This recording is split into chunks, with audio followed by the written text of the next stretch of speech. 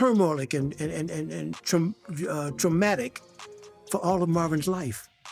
I didn't find that out till he was dead. Yeah, I did drugs with him, of course. Okay. We were tight like that. But I saw him going overboard.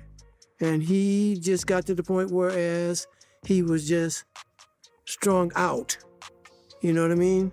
Smokey Robinson recently broke down in tears over Marvin Gaye's tragic death. What made their friendship so special? How did Marvin Gaye's life take such a heartbreaking turn? And I called Anna. And she answered the phone. She said, hello. And I said, hello. And she said, oh, baby, it's you. Because she recognized my voice. She said, yeah, I know why you called me, and it's true. She said, you know, his father shot him. And you started to cry at that Oh, point. absolutely. I could not believe that. Why does Smokey still feel the pain of losing his dear friend after so many years? Let's explore the emotional story behind this loss. I'm Ron Hendren. Soul singer Marvin Gaye, whose career spanned over 25 years, including the birth of the Motown sound to the 80s, was shot to death yesterday in Los Angeles. On April 1st, 1984, the world was shocked by terrible news. Marvin Gaye, the legendary Motown singer, had been. What made it even sadder was that it happened just one day before his 45th birthday. Marvin Gaye, who gave us beautiful music, was battling many personal problems in his final years.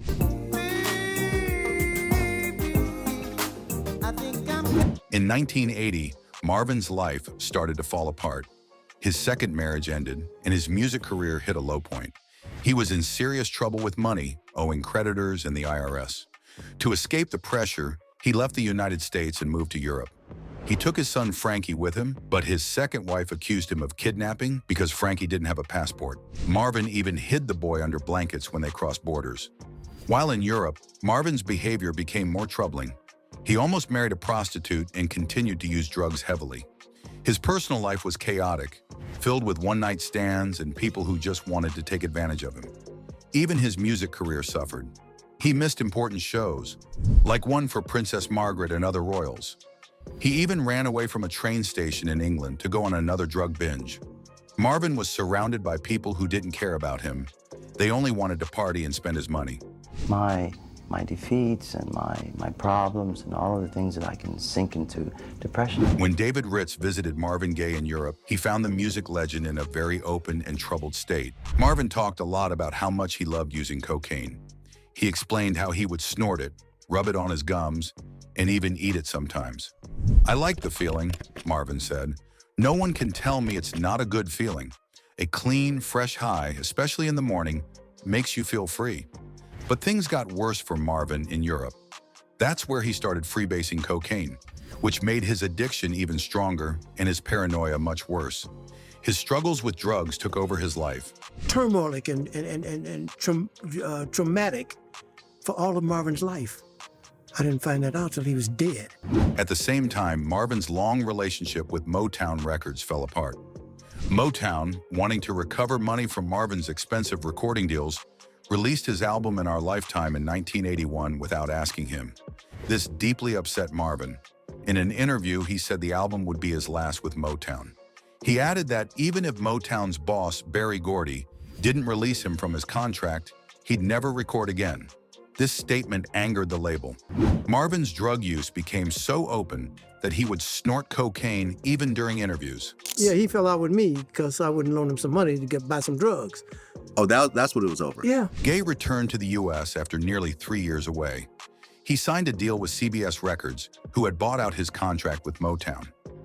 That same year, Marvin gave CBS a huge hit, Healing. The song was emotional, sensual, and quickly became a #1 hit. It was his first big hit since 1971's What's Going On. The success earned him 2 Grammy Awards for Best Male Vocal and Best Instrumental Performance. This year's Grammy Award goes to the only thing that I like, Sexual Healing by Marvin Gaye. In April 1983, Marvin started his first American tour in 4 years. However, things didn't go smoothly. He was using a lot of drugs, often showed up late for concerts, and sometimes talked endlessly about new songs he wanted to record. One song, Sanctified, was later renamed Sanctified Lady by CBS. Marvin was also paranoid and worried about being harmed.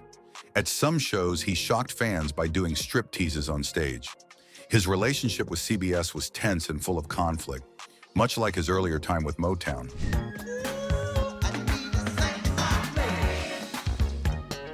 When Smokey saw him for the first time since 1979, he recognized that Gaye was still stoned. Robinson, battling his own drug problems, tried getting through to him, but failed.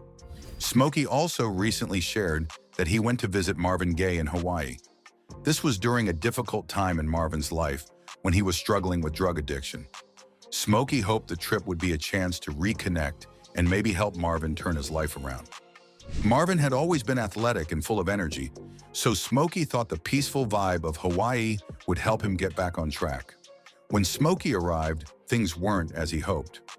Marvin's house was full of people, but it wasn't a happy gathering. Smokey described it as junkie parties, where everyone was doing cocaine. Smokey was shocked and angry to see Marvin surrounded by such chaos. It was heartbreaking because Marvin was one of the most talented and inspiring people Smokey had ever known. And I got there, and he had a house full of dudes in his house, and they having junkie parties and like that. And there was no heroin, but they were all doing cocaine and blah, blah, blah. And I got pissed off at him. At some point, Marvin asked Smokey for money, but Smokey said no. He didn't want to give Marvin money to buy more drugs. Smokey loved Marvin, but he couldn't support his addiction. This decision upset Marvin. He got so angry that he told Smokey to leave his house. Smokey had no choice but to pack up and head back to Los Angeles. Looking back, Smokey says it was one of the hardest moments in their friendship. He saw how deep Marvin was in his addiction, and it hurt to see his friend like that. Smokey even admitted that he had tried drugs with Marvin in the past. Yeah, I did drugs with him, of course. Okay. We were tight like that. But I saw him going overboard. And he just got to the point whereas he was just strung out. He talked about how they would mix cocaine with weed and smoke it together. Smokey said he never used cocaine in other ways, like snorting or smoking it through a pipe, but he regrets even trying it. Despite the fallout, their friendship didn't end there. In 1982, the two reconnected when Marvin's hit song, Healing, came out. Smokey said they became close again, but it was clear that Marvin's addiction was taking a toll. Smokey saw how Marvin's life was spinning out of control, and it worried him deeply. He shared that Marvin's wife at the time, John, had also reached out to him. She was worried about Marvin too. He had taken their young son, Frankie, to Hawaii, and she hadn't been able to reach him. Soul singer Marvin Gaye, whose career spanned over 25 years, including the birth of the Motown sound to the 80s, was shot to death yesterday in Los Angeles. On April Fool's Day, 1984, the day before Gaye's 45th birthday, his father, a prominent Washington, D.C. Pentecostal preacher, shot him to death. With Marvin high on coke and his father a few steps down the hallway, drunk on vodka, the atmosphere was poisoned by chemicals, memories, and mutual antagonism. At times, Gaye seemed close to madness, hurling around pistols and telephones and threatening his parents. He locked himself in his bedroom, sending out for coke and watching videos. He ranted that a was stalking him. He beat up a Japanese girl and an English woman after having sex with them. "My son, my poor son," said his mother after his death, turned into a monster. On the day he was murdered, Gaye and his father had gotten into a screaming match over a misplaced letter from an insurance company. When his father refused to leave his bedroom, Gaye started punching and shoving him. Gaye's mother stopped the scuffle. The senior Gaye had warned that if Marvin struck him, he would kill him. In a few minutes, he reappeared and fired a bullet from a .38 caliber revolver into his son's chest. As Gaye slumped to the floor, his father walked over and fired another shot into his chest, point blank. And I guess when the police came and they asked what happened, and they asked his father if he loved his son, his father said, "Let's just say I didn't dislike him." After the murder, the transvestite lifestyle of Gaye's flamboyant father soon became public and kicked off a tabloid frenzy over the sordid details of Gaye's life and his family. Stories of how the senior Gaye had terrorized his children, beating Marvin repeatedly, also filtered out. The senior Gaye, meanwhile, pleaded not guilty, claiming he hadn't known the gun was loaded. Before the trial began, a walnut-sized tumor was discovered in his brain and was surgically removed. Still, a court held him competent to stand trial. Persuaded by traces of PCP in Marvin's body, a drug that can induce violent behavior, and the large bruises on Gaye Sr., the judge let him plead guilty to involuntary manslaughter. and in November 1984, he walked out with only a 5-year probationary sentence. Gaye Sr. was free to return home to his own bouts with depression and his 5th of vodka a day, but at least his son's violent struggle with life was over. Smokey remembers exactly where he was when he heard the news. He had just finished playing golf and was driving when he heard on the radio that Marvin Gaye had been. Because it was April Fool's Day, Smokey assumed it was a bad joke. And I thought to myself, well, that's a horrible April Fool's joke. That's not even funny. What is he doing? That's not funny. So I switched the station. And when I switched the station, another guy. I thought, that's not funny at all, Smokey said. I switched to another station, and they were saying the same thing. That's when I stopped my car, went to a phone booth, and called Anna, Marvin's sister. She answered, and when I asked her if it was true, she said, yes, it's true. His father shot him. That's when I started crying. I couldn't believe it. Smokey admits he didn't know much about Marvin's relationship with his father until after Marvin died. I never met his father, Smokey said. But after what happened, I learned how troubled their relationship had always been. It was full of arguments and trauma. I wish I had known before. Maybe I could have talked to Marvin about it and helped in some way. At the time of his death, Marvin was living at his parents' house. He had been using drugs heavily and was struggling with paranoia. Smokey revealed that Marvin believed someone was trying to kill him. He was so paranoid, Smokey said.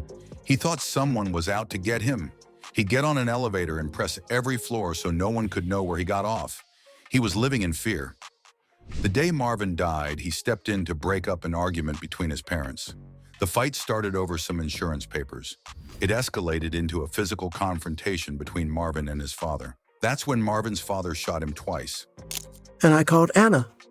And she answered the phone. She said, hello. And I said, hello. And she said, oh, baby, it's you. Because she recognized my voice. She said, yeah, I know why you called me, and it's true. The heartbreaking twist? Marvin had given his father the gun. He gave his dad that gun to protect the house, Smokey said. Marvin thought someone was coming to him, so he wanted his dad to be ready. The irony is, the person who him was his father. Smokey still struggles with the loss of his friend. Marvin was such a talent. He had so much more to give, Smokey said. The drugs, the paranoia, it all just got to him. I think about it all the time. In a way, Marvin was right. Someone was trying to him. But it was himself. He was battling his own mind. As Smokey said, such a talent, such a loss. Marvin had sold an estimated 30 million albums during his career, had 4 homes, 10 cars, and 2 boats, in addition to a gigantic jewelry collection. Yet he died with only $30,000 cash. He owed more than $4.2 million to the IRS, $300,000 in alimony to Anna and Janice, and hundreds of thousands more to creditors worldwide. I was really broke, and things didn't look too good, so I was stuck in this forest, and I couldn't see. Oh yeah, I didn't tell you, I owed the government $4 million too, so that's enough to leave the country.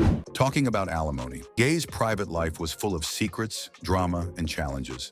Starting with his first marriage was to Anna Gordy, the sister of Berry Gordy, who started Motown Records. Anna was much older than Marvin, and the couple struggled to have children. They ended up adopting a baby boy, Marvin III. However, the story behind this adoption was anything but simple. The child's biological mother, Denise Gordy, was Anna's niece. She was only 16 when she gave birth, and it was later revealed in a book by Michael Eric Dyson, Mercy, Mercy Me, The Art, Loves and Demons of Marvin Gaye, that Marvin Gaye himself was the biological father of the child. The situation was shocking. Denise was underage at the time Marvin had a relationship with her. Marvin kept this a secret for many years, probably because admitting it could have caused him legal problems. He never publicly confirmed that he was the father of Marvin III, but the revelation still caused controversy. Despite these issues, Marvin stayed with Anna for some time. However, their marriage eventually fell apart. Unfortunately, it was quite a troubled marriage, as Gaye admitted to David Ritz via Rolling Stone. There was tremendous love between us and tremendous need for one another, the singer said, but I couldn't be controlled. Not by a wife, not by a manager, not by a record company. I was born a ram and a rebel. In 1975, Anna Gordy Gaye would file for divorce after 12 years of marriage. 1 year later, the alimony payments were just too expensive for Gaye to keep paying. Allegedly owing $600,000 to his ex-wife and unable to pay back taxes, the legendary crooner filed for bankruptcy, and his financial decline quickly escalated after that. He agreed to pay Anna the money he owed, with the settlement stipulating that the first $307,000 would be an advance payment coming from the royalties from the next album he'd release. The remaining $293,000 would come from subsequent royalties off future albums. Marvin later married Janice Hunter, a woman much younger than him. They had 2 children together, but this marriage didn't last either. By 1979, they had separated, leaving Marvin with huge debts, including alimony payments to both of his ex-wives. It wasn't the most ideal place to be in, and the generally messy divorce proceedings weren't helping, but it didn't take long for Gaye to find inspiration for the album that would help satisfy those alimony payments. You owe the government $4 million. I forgot to tell you that. I just want everybody to know why I got out of Dodge. 17 months after Gaye's his personal property was auctioned at the Los Angeles County Courthouse. Motown successfully bid $46,000 for the film rights to his life. Marvin had a will, but according to California law, his 3 children were meant to share his estate equally. Before they could receive anything, though, debts and taxes had to be paid. Luckily, the people in charge of his estate worked hard to clear the debts and took smart steps to promote his music. This helped turn his music into millions of dollars. Today, Marvin's children still benefit from his work. One important moment for Marvin's children came in 2013 with the song Blurred Lines by Robin Thicke, Pharrell Williams, and T.I. The Gaye family believed the song was too similar to Marvin's hit Got to Give It Up from 1977.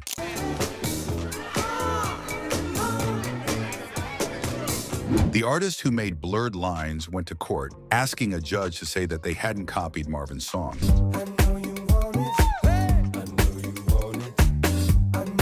The Gaye family didn't agree and took them to court. They said Blurred Lines did copy Marvin's music. The case was difficult because Marvin's children owned his songwriting rights, but not the rights to his performance, which stayed with the estate. This meant the court couldn't use the actual recording of Got to Give It Up as proof. Instead, experts compared the sheet music of both songs. In 2015, the jury ruled in Marvin's family's favor. They decided that Blurred Lines had copied Marvin's music and awarded the family $7.4 million.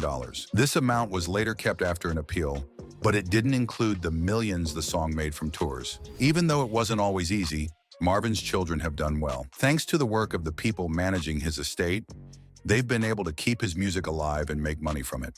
If Marvin had planned better, he could have passed all his music rights directly to his children. But even without that, his family has found a way to honor his legacy and share in his success. Now let's talk about Marvin's career. Smokey. In an interview, he shared stories about working with Marvin Gaye, writing some of his early hits, and what it was like to hear Marvin sing for the first time.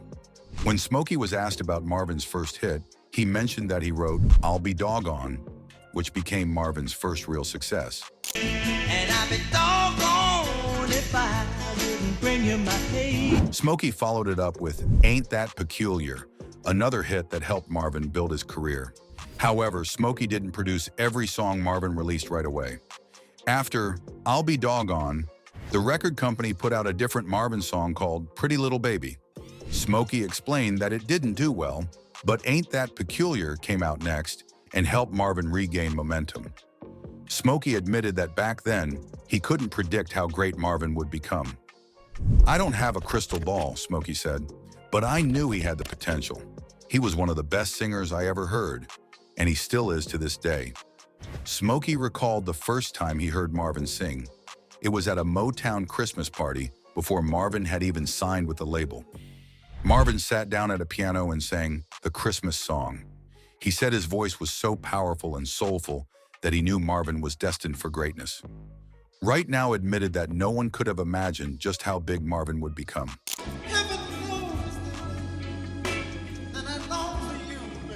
Marvin is often called the Prince of Soul and the Prince of Motown. His music helped define the Motown sound, which was popular at the time, and he became one of its biggest stars. Gaye's career started when he worked as a session player for Motown. This means he played music for other artists who recorded at Motown, but he became famous as a solo artist. Some of his biggest hits include songs like How Sweet It Is to Be Loved by You from 1964, Ain't That Peculiar from 1965, and I Heard It Through the Grapevine from 1968. He also sang many duets with other famous artists like Tammy Terrell, Diana Ross, and Mary Wells. In the 1970s, Marvin Gaye started to take more control of his music. He broke away from the usual way things were done at Motown, and this led to two of his most famous albums, What's Going On, 1971, and Let's Get It On, 1973. These albums had songs that were different from what people heard before. What's Going On was about serious issues like war, poverty, and the struggles of African Americans. Let's Get It On was about love and relationships. These albums showed how Gaye was not just a singer, but an artist with something important to say. One of Gaye's most famous songs, Healing from 1982, won him 2 Grammy Awards. This song became a big hit and is still remembered today. In fact, Marvin Gaye's music continued to influence many artists, even years after his death. His songs helped create new styles of music like Quiet Storm and neo-soul, which are still popular today.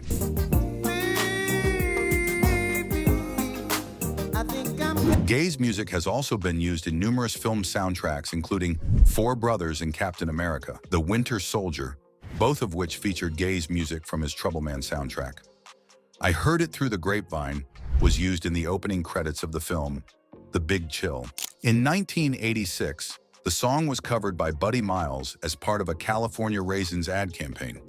The song was later used for chewing gum commercials in Finland and to promote a brand of Lucky Strike cigarettes in Germany. In 2007, his song, A Funky Space Reincarnation, was used in the Charlize Theron-starred ad for Dior J'adore perfume. A documentary about Gaye, What's Going On, The Marvin Gaye Story, was a UK PBS co-production directed by Jeremy Mari and was first broadcast in 2006.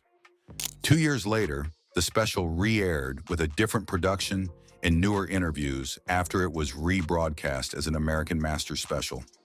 Another documentary, focusing on his 1981 documentary, Transit Austin, titled Remember Marvin, aired in 2006. Today, Gaye's name is remembered in many ways. A park in Washington, D.C. was named Marvin Gaye Park in 2006, and in 2019, a post office in Los Angeles was renamed in his honor. His music still plays on, and his influence can be heard in the work of many modern artists.